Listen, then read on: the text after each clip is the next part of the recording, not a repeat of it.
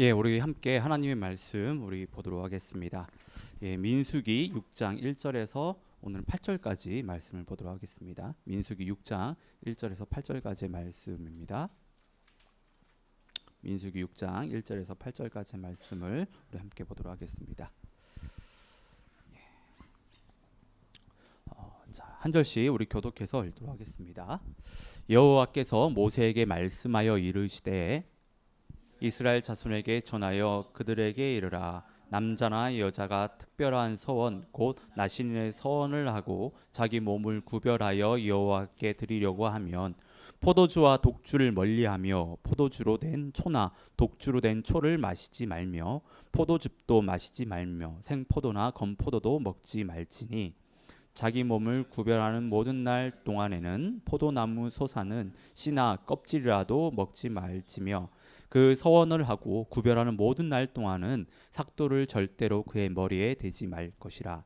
자기 몸을 구별하여 여호와께 드리는 날이 차기까지 그는 거룩한즉 그의 머리털을 길게 자라게 할 것이며 자기의 몸을 구별하여 여호와께 드리는 모든 날 동안은 시체를 가까이 하지 말 것이요 그의 부모 형제 자매가 죽을 때라도 그로 말미암아 몸을 더럽히지 말 것이니 이는 자기의 몸을 구별하여 하나님께 드리는 표가 그의 머리에 있음이라.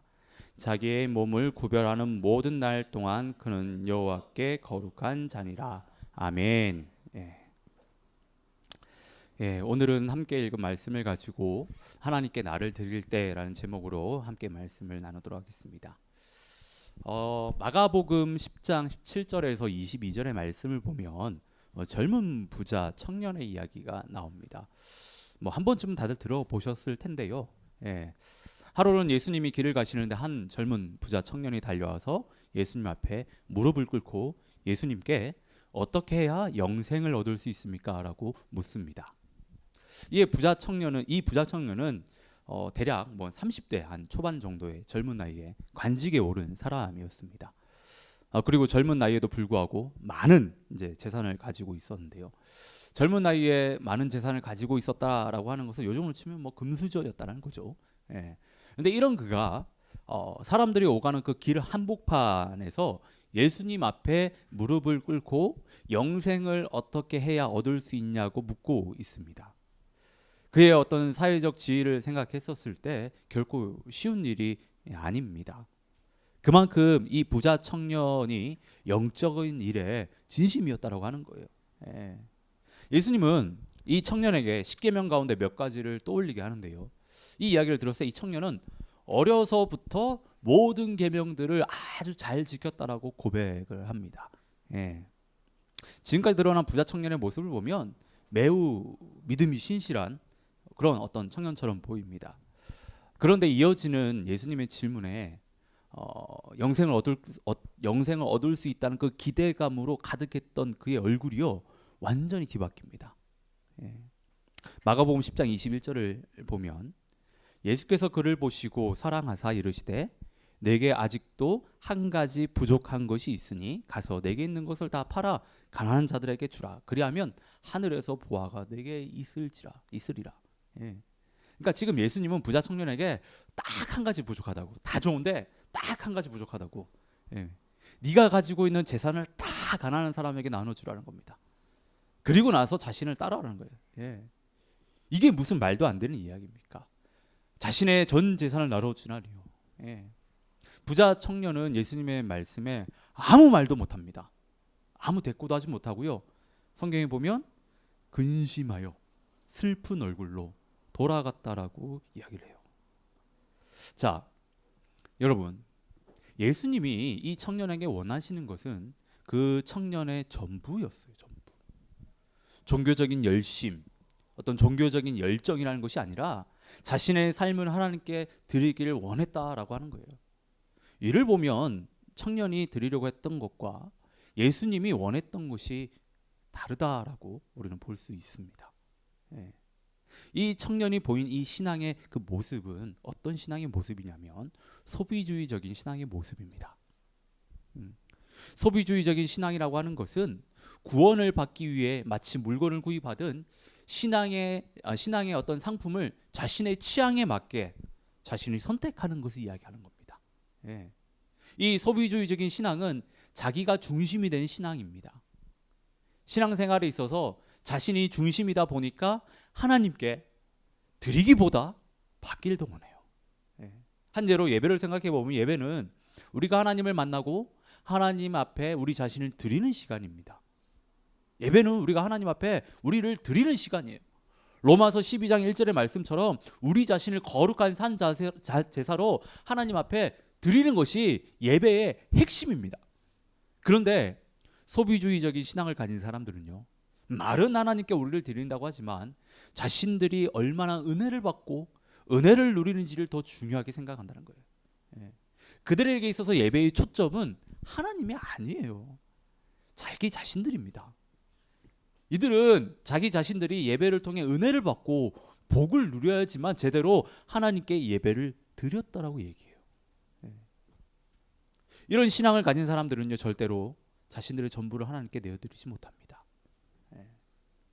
필요 없으면 물건을 사지 않는 것처럼 그냥 어떻게 보면 자신들이 할 수 있는 만큼, 자신들이 불편하지 않을 만큼 딱 그만큼만 하나님께 헌신한다라고 하는 거예요. 그리고 그에 따른 서비스를 받기를 원하죠. 예. 근데 오늘 말씀을 보면 이런 소비주의적인 신앙을 가진 사람들에게 매우 충격적인 그런 제도가 하나 소개가 되는데, 우리 이 말씀을 보면서 우리의 신앙을 한번 뒤돌아볼 필요가 있어요. 과연 나는 하나님께 내 삶을 온전히 드리고 있는지, 그리고 그에 합당한 삶을 지금 내가 살아가고 있는지를 좀 돌아볼 필요가 있습니다. 2절 말씀을 보면 남자나 여자가 특별한 서원, 곧 나실인의 서원을 하고 자기 몸을 구별하여 여호와께 드리려고 하면이라고 이야기해요. 자, 여기서 나실인의 서원이라고 하는 것은 자기 몸을 거룩하게 구별해서 하나님께 드리겠다라고 약속하는 것을 이야기합니다. 네. 자, 그런데 우리가 여기서 나실인의 서원에 대한 좀 오해를 좀 풀어야 되는데, 나실인의 서원을 마치 평생 해야 되는 것으로 생각한다는 거예요. 마치 목회자나 선교사가 되는 것처럼 생각한다는 겁니다. 근데 아니에요. 이는 우리가 나실인의 서원을 잘못 이해하는 겁니다. 나실인의 서원은 평생 할 수도 있지만 일정 기간 동안만 할 수도 있습니다. 한정된 기간 동안 하나님이 기뻐하실 만한 특별한 목적을 위해 자신을 거룩하게 구별해서 하나님께 드릴 수 있다라고 하는 거예요. 하나님께 헌신할 수 있다라고 하는 겁니다. 근데 하나님은요, 이를 모든 사람들에게 열어놓으셨습니다. 레위인들과 같은 어떤 특별한 사람들만이 아니라 남자나 여자나 할 것 없이 누구나 하나님께 자신을 내어드릴 수 있고 헌신할 수 있는 기회를 다 주셨어요. 여러분, 이는 엄청난 은혜가 아닐 수 없습니다. 우리 모두가 다 아는 것처럼 우리는 죽을 수밖에 없었던 죄인이었어요. 그런데 하나님께서 예수님을 통해 우리를 구원해 주셨고 하나님의 자녀가 되게 해주신 것만 해도 엄청난 은혜인데, 우리가 우리 몸을 내어드릴 때 하나님은 우리의 헌신 가운데 하나님의 놀라운 구원의 역사를 이뤄 가신다라고 하는 겁니다. 여러분, 이는 엄청난 은혜입니다. 죽을 수밖에 없는 죄인이 하나님의 은혜로 구원받고 하나님께 쓰임받는 것, 그것이 은혜예요. 예. 그런데 하나님은 하나님의 자녀된 모든 사람들에게 그 기회를 주셨다라고 하는 거예요.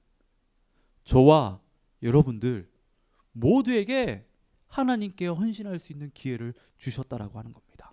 예. 그런데 우리 신앙을 돌아보면 우리가 하나님께 큰 은혜를 입었음에도 불구하고 우리 삶을 하나님께 내어드리지 못하고 있습니다. 이게 우리의 현실이에요. 예. 하나님께 헌신을 하지 않으려고 하죠.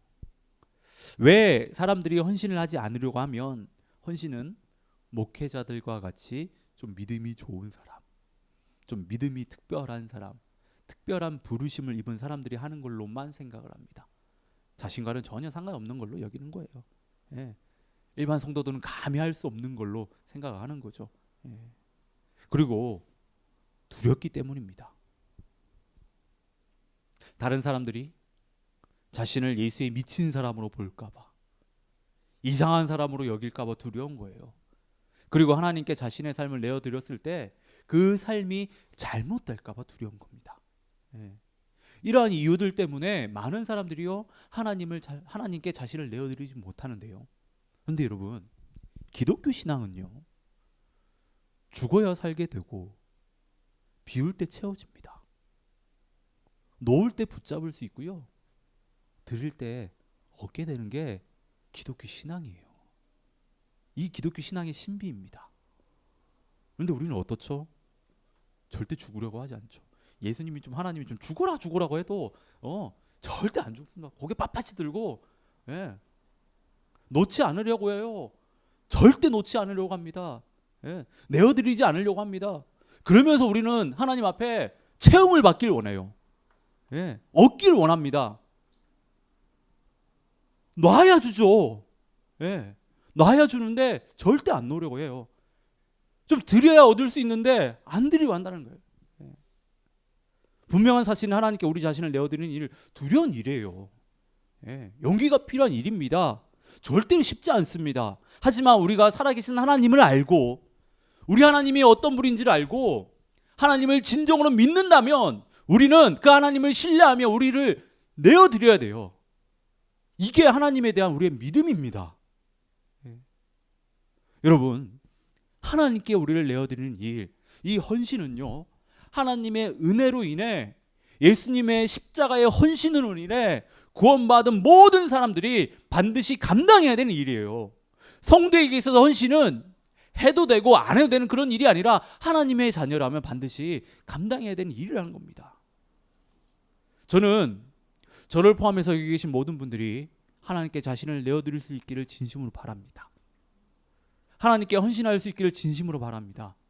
그래서 하나님께 드림으로 얻게 되는 그 은혜와 그 축복들을요, 정말 충만히 누릴 수 있기를 진심으로 바랍니다.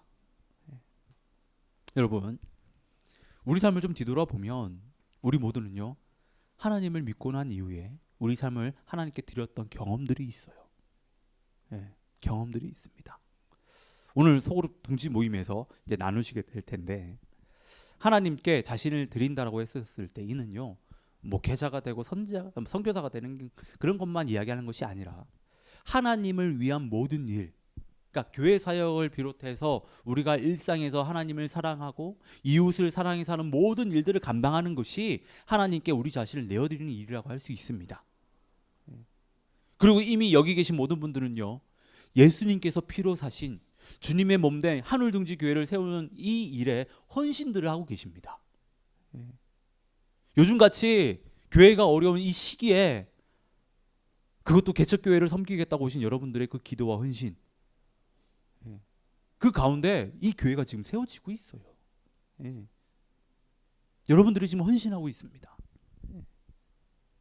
자, 그런데 여기서 우리가 한 가지 생각해 봐야 되는 것은요, 우리가 하나님께 헌신을 한다고 했었을 때 하나님을 위한 일을 하고 사역을 감당하는 것이 다가 아니라는 사실이에요. 물론 우리 자신을 하나님께 내어드리는 것 그 자체만 해도, 그런 결단을 내리는 것만 해도 참 대단하다고 할 수 있습니다.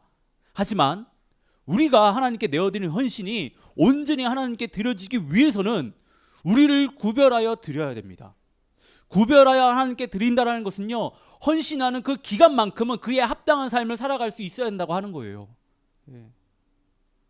본문을 보면 반복해서 나오는 얘기가 있거든요. 반복해서 나오는 말씀이 있습니다. 자기 몸을 구별하는 모든 날 동안, 자기 몸을 구별하는 모든 날 동안이란 말이요, 그 말씀이 반복됩니다. 이 말씀이 의미하는 것은 하나님께 자신을 헌신했다라고 해서 끝난 것이 아니라, 그렇게 결단만 했다고 끝나는 것이 아니라 헌신하는 동안 그에 합당한 삶을 살아야 한다라고 하는 겁니다. 본문을 보면 자신을 하나님께 드리기로 나신에 서울한 사람들이요, 헌신하는 기간 동안 자신을 거룩하게 구별했다라고 하는 거예요. 세 가지를 구별했다라고 하는데, 첫째는 3절과 4절에 포도주와 독주를 마시지 않았다는 겁니다. 그리고 포도 그 자체를 포함해서 포도로 만든 그 어떤 것들도 먹지 않았다라고 이야기해요. 포도주와 독주는 술이니까 중요한 일을 앞두고 또 중요한 일을 감당할 때 더 집중하기 위해서 술을 절제할 수 있죠. 근데 포도 자체를 절제했다라고 하는데요. 당시 포도는요, 풍요와 향락을 상징하는 대표적인 열매였습니다. 그러니까 나시린 서원을 한 사람들은 이 서원하는 그 기간 동안 하나님께 더욱더 집중하기 위해 자신의 육체의 종욕을 채우는 일, 쾌락을 추구하는 그 일, 그것들을요 절제했다라고 하는 거예요. 예. 프로 운동 선수들이 시즌 중에 운동 경기를 더 잘하기 위해서, 좋은 성적을 얻기 위해서 절제하잖아요. 예.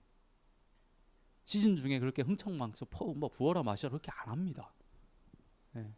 좋은 결과를 얻기 위해서 자기 몸을 관리하고 또 관리하고 또 관리했다고 하는 그런 겁니다 지금. 예. 그리고 5절을 보면 두 번째로 머리를 자르지 않습니다. 서원이 끝날 날까지요 계속해서 머리를 길렀다는 건데요. 당시 머리는 사람의 생기와 생명력의 근원이라고 생각했습니다.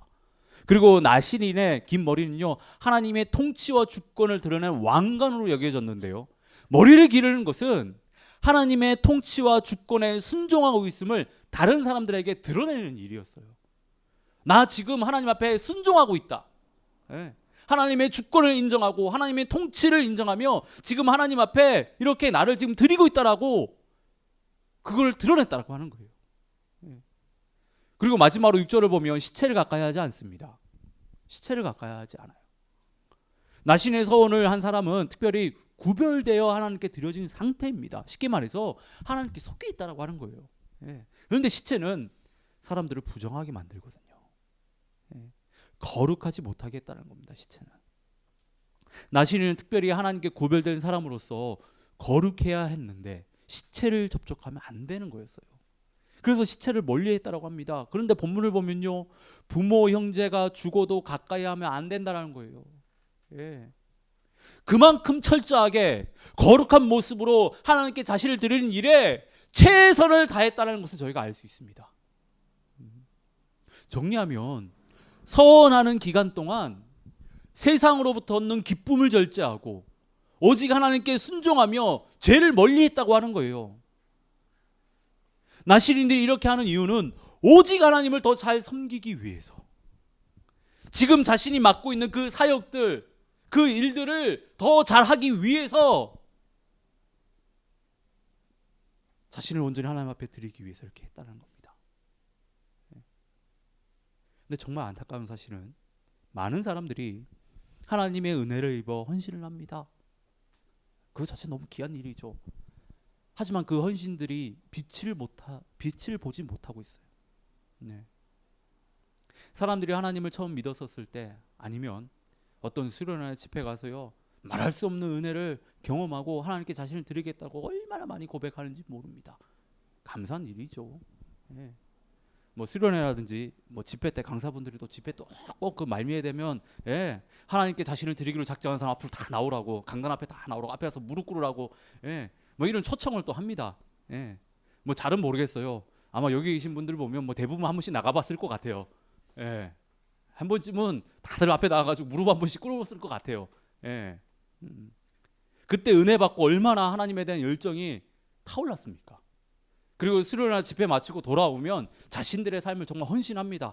예, 교사로, 찬양팀으로, 선교팀으로 뭐 여러 사역들을 감당하겠더라고 막 이렇게 나서요. 정말 감사한 일이죠. 근데 저는 개인적으로 이때가 제일 걱정이 되고 두려웠습니다. 목회자로서 제일 그때가 무서웠어요. 예.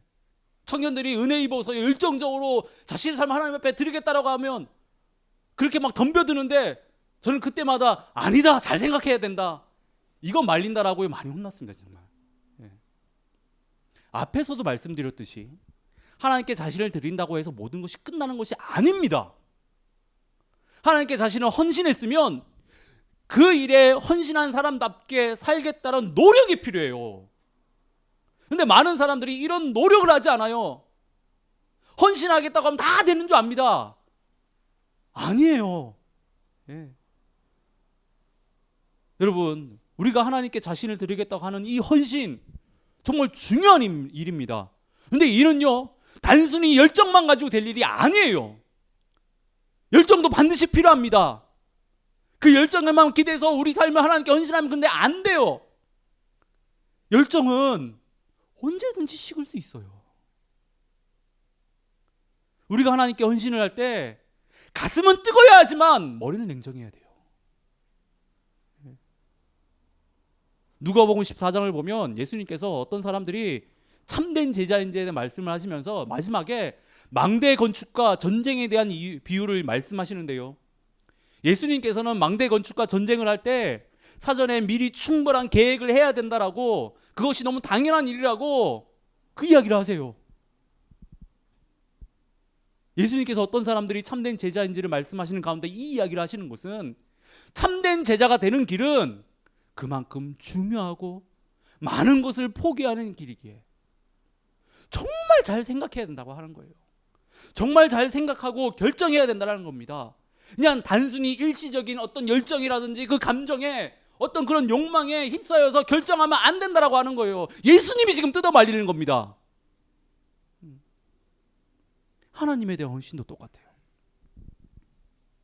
우리의 일시적인 열정에 기대서 하나님께 헌신하면 안 됩니다. 우리의 헌신의 빛을 발하지 못하고 우리의 헌신이 값싸게 느껴지는 것은요, 열정에만 기대서 헌신하기 때문이에요. 그리고 헌신의 삶을 온전히 살아내지 못하기 때문입니다. 교사로 최소한 헌신했다라고 하면 아이들에게 본이 되어야 되잖아요. 교사가 되는 게 다가 아니에요. 그 이후에 아이들의 본이 되는 그 삶을 살아야 되는데 이거를 생각하지 않아. 그냥 교사로만 섬기겠대. 헌신한대.